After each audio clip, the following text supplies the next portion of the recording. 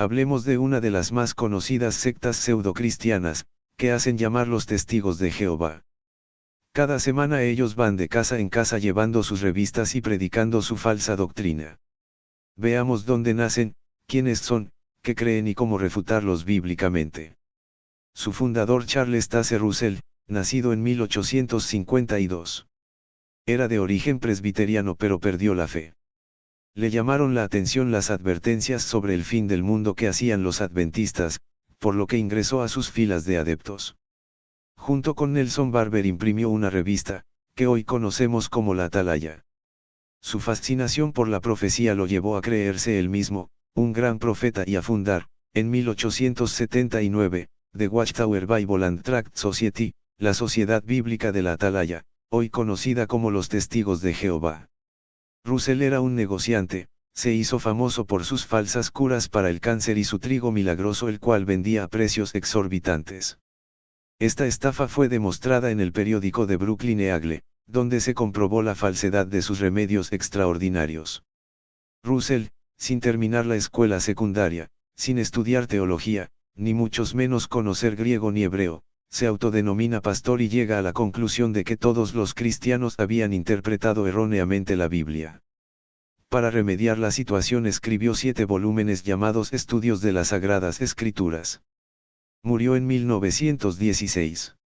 El inicio de esta secta tuvo lugar en 1881 en Pensilvania, USA con la publicación de la revista Sion S. Watchtower, la Atalaya de Sion, luego se trasladarían a Brooklyn, NY. Russell anunció que la segunda venida de Cristo sería el año 1914. En ese año las 144.000 personas debían ser llevadas al cielo y dar comienzo el milenio. La humanidad tendría otra oportunidad de vivir en el paraíso terrenal. Al no ocurrir lo que había profetizado, Russell postergó la fecha hasta 1915 y de nuevo a 1918. Más tarde, los testigos reinterpretaron el año 1914 como el principio de los últimos días. Tras la muerte de Russell se desató una lucha de poder, siendo Joseph Franklin Rutherford quien tomó la presidencia de los testigos.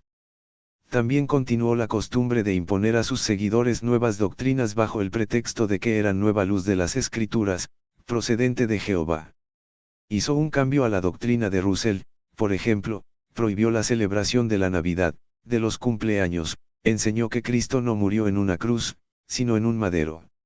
En el año 1918 fue encarcelado por corto tiempo, lo suficiente para salir lleno de ira contra el clero cristiano al que hacía culpable de sus desgracias. Fue él quien les dio a los testigos su carácter agresivo contra el cristianismo, al que condenaba regularmente en encendidas prédicas. En 1931, cambió el nombre de la secta a Testigos de Jehová, separándose de los seguidores de Russell que no estaban de acuerdo con su doctrina. Los testigos crecieron enormemente durante la presidencia de Rutherford a quien ellos consideran entre los hombres más iluminados de la historia, no menos que Jesucristo. Su gobierno es altamente centralizado. Desde su sede de Brooklyn, NY, el presidente de los testigos y 7 directores vitalicios dirigen la organización mundial con estricta disciplina. Cada nación tiene su director general con subdivisiones por provincias, ciudades, etc. No tienen ministros ordenados. En vez de eso, cada testigo se considera ministro. Sin embargo, sí tienen un cuerpo de ancianos. Los testigos se identifican como una sociedad de cristianos dedicados a honrar a Jehová y a la promoción del estudio de la Biblia. Enseñan que solo los testigos se salvarán porque solo ellos obedecen totalmente a Jehová. Exigen obediencia absoluta a doctrinas y prácticas producidas por sus propios líderes y que a veces son contrarias a la vocación cristiana. Por ejemplo, a los matrimonios que trabajan en la sede central se les prohíbe tener hijos mientras trabajen allí.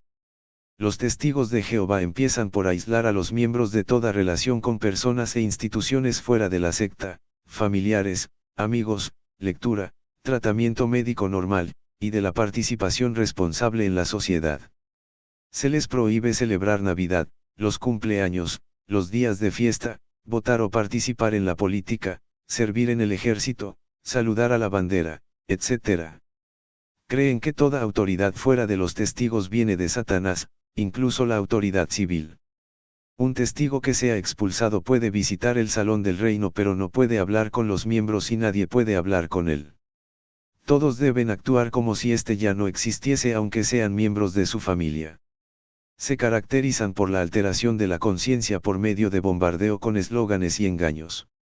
En un principio le esconden a los nuevos adeptos su rechazo a las verdades fundamentales del cristianismo. Su táctica al principio, es mantener a la persona lo más ocupada y acompañada posible y no cesar de inculcarle consignas y presionarle para que busque más adeptos. Tienen 5 reuniones a la semana para instrucción y entrenamiento. Todo testigo tiene una cuota de horas que debe dedicar a la propagación de la secta.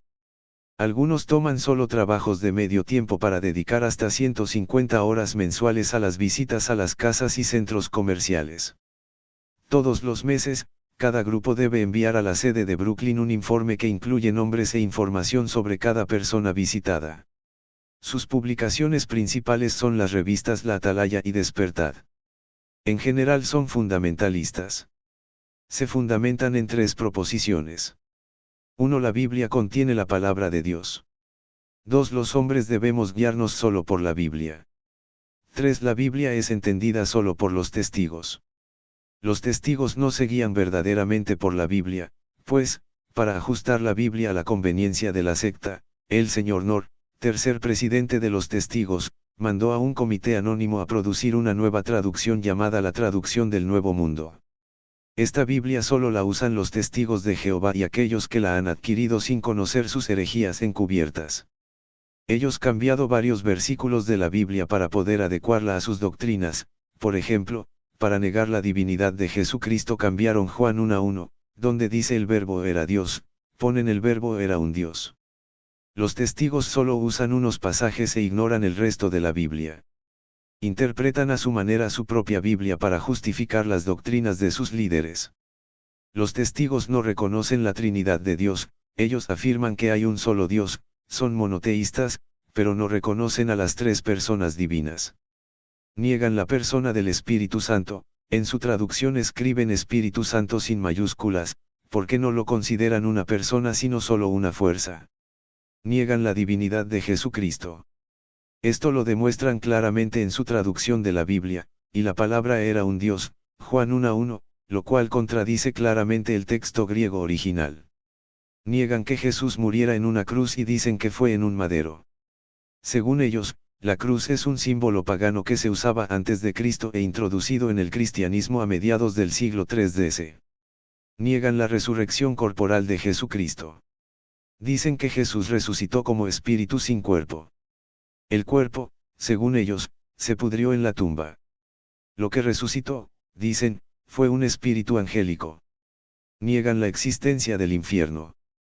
Según los testigos de Jehová, los condenados sencillamente cesarán de existir. Niegan la inmortalidad del alma. Creen que solamente 144.000 personas irán al cielo, los demás quedarán en una tierra paradisíaca después de que Dios mate a todos los que no son testigos de Jehová en Armagedón. Solamente serán salvados los testigos de Jehová. Afirman que en 1914 Cristo vino invisiblemente y los escogió a ellos como su verdadero pueblo, para ser esclavo fiel y discreto. Antes habían dicho que había venido en 1874. Refutación bíblica. Un punto crítico en su doctrina es en cuanto a la Trinidad, por eso debemos ver en primer lugar lo que la Biblia dice en cuanto a ella. Dios se revela en la Biblia como una Trinidad, Dios Padre, Dios Hijo y Dios Espíritu Santo, 3 personas y un solo Dios. En el bautismo de Jesús por parte de Juan en Mateo 3, 16-17, y en la fórmula bautismal de la Gran Comisión en Mateo 28 horas y 19 minutos, entre muchos otros pasajes, podemos ver esta doctrina. Por eso, el Espíritu Santo es la tercera persona de la Trinidad, y no puede considerarse como una fuerza, como dicen ellos. En cuanto a Cristo, Él es quien manifiesta su poder y su gloria divina, por eso debemos ver toda la Biblia y no interpretar algunos pasajes aisladamente. A lo largo de la Biblia podemos ver cómo se revela la deidad de Jesucristo, Él fue 100% Dios y 100% hombre.